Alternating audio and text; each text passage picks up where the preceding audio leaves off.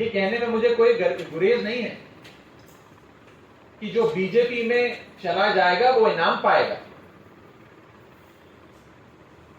और जो बीजेपी के खिलाफ आवाज उठाएगा उसके घर ईडी नाम का मेहमान आएगा।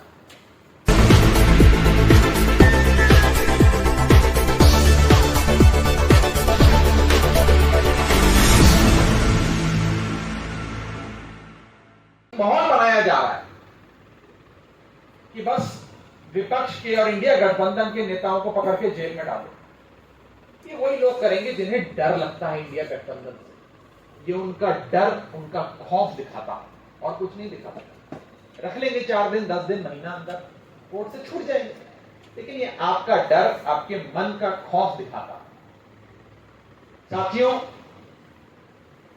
आज अगर इन केसों से मुक्ति किसी भी नेता को पानी है तो वो भाजपा ज्वाइन कर सकता है या किसी भी नेता की पार्टी को, पॉलिटिकल पार्टी को इन सारे मुकदमों से निजात पानी है तो वो एनडीए गठबंधन का हिस्सा बन सकता है। क्योंकि जैसे ही आप बीजेपी या एनडीए ज्वाइन कर लोगे ये सारे मुकदमे आपके बंद हो जाएंगे। और इसके कई उदाहरण हैं।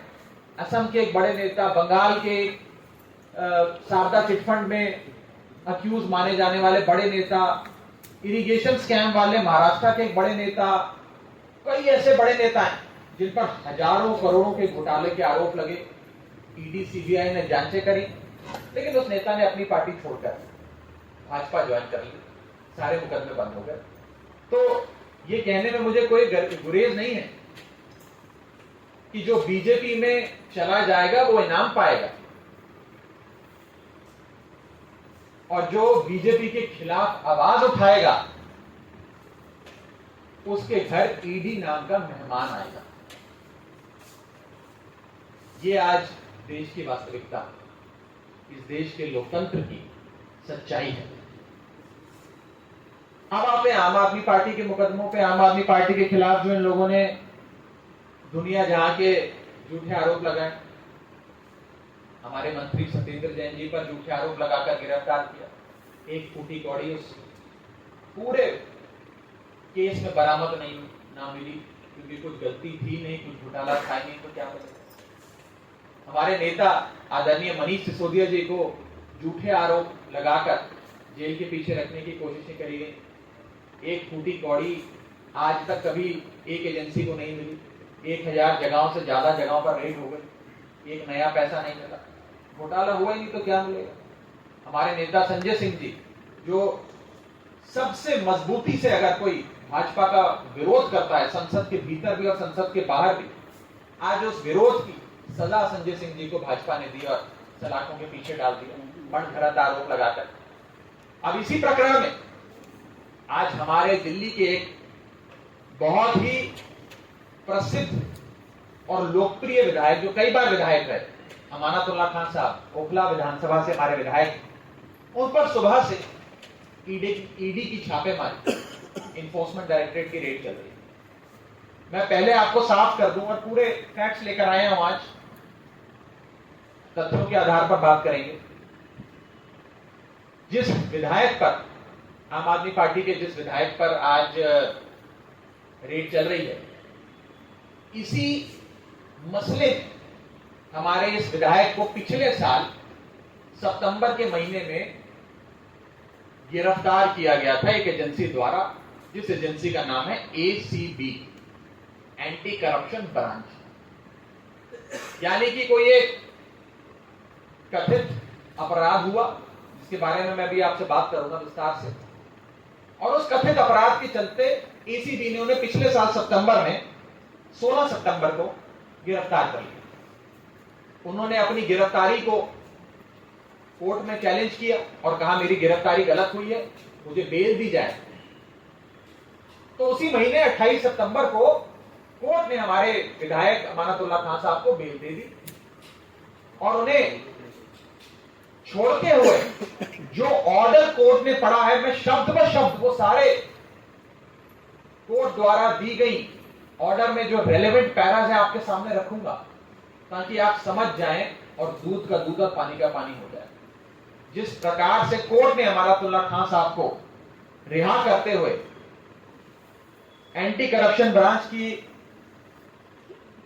खिलाफ टिप्पणियां करी, उन्हें कोसा और यहां तक कि उन्हें साफ तौर पर कह दिया कि इस मुकदमे में कोई जान नहीं है, ये गलत मुकदमा आप लोग करके इस व्यक्ति को पकड़ कर ले आए।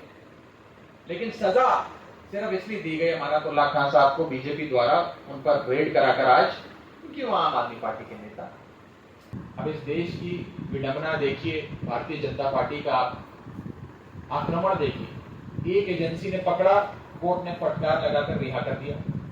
अब उसी मुकदमे में इन्होंने दूसरी एजेंसी को भेज दिया, कल को सीबीआई भेज देंगे, परसों इनकम टैक्स भेज देंगे, उसके बाद रॉ भेज देंगे। ये तो रोजाना कोई नई एजेंसी एक ही कथित अपराध में भेजे जाएंगे, जिस मसले में कोर्ट पहले ही एजेंसी को फटकार लगाकर अभियुक्त को बेल दे चुका है, रिहा कर चुका है। ये है एजेंसियों का और भाजपा का असली चेहरा जो जनता के सामने आना चाहिए। मैं साफ तौर पर कहना चाहता हूं, आम आदमी पार्टी वो पार्टी है जो एजेंसियों के आक्रमण से डरती नहीं। सच्चाई, धर्म और ईमानदारी आम आदमी पार्टी के खेमे में है और अंत तक हम इस लड़ाई को लड़ते रहेंगे। इसी के साथ साथ मैं ये भी बड़ी बेबाकी से कहना चाहता हूं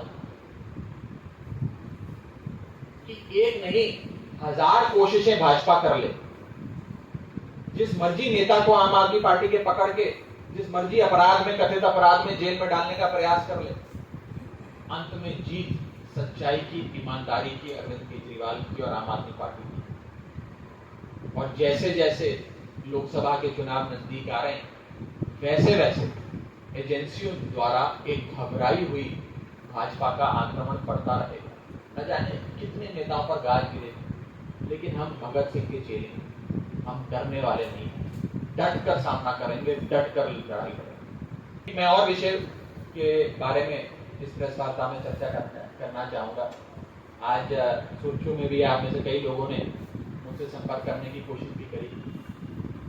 वो है राज्यसभा द्वारा, सरकार द्वारा मुझे आवंटित किया गया निवास स्थान, मेरा घर, जिसे द्वेष की भावना से भाजपा के कहने पर मुझसे छीन लिया गया है, मुझसे रद्द करने की कार्रवाई चल रही है, छीनने की कार्रवाई चल रही है। पहले तो मैं साफ तौर पे बताना चाहूंगा कि ये 4 कमरे के सरकारी घर से छीनने की, 4 कमरे की सरकारी घर को छीनने की इस कार्रवाई के चलते देश भर के लोगों का खूब प्यार मुझे मिल रहा है। लोग फोन कर मुझे सांत्वना दे रहे हैं, बात कर रहे हैं, संवाद कर रहे हैं, अपना प्यार, अपना आशीर्वाद दे रहे हैं। और मुझे लगता है कि ये 4 कमरे का सरकारी घर छीनने के इस प्रयास में एक परमानेंट जगह लोगों के दिलों में मेरे लिए जरूर इस पूरे प्रकरण से बन गई। पहले तो मैं आपको ये साफ कर दूं कि ये जो निवास स्थान मुझे दिया गया, जो देश के हर सांसद को दिया जाता है, वो राज्यसभा सचिवालय देता है।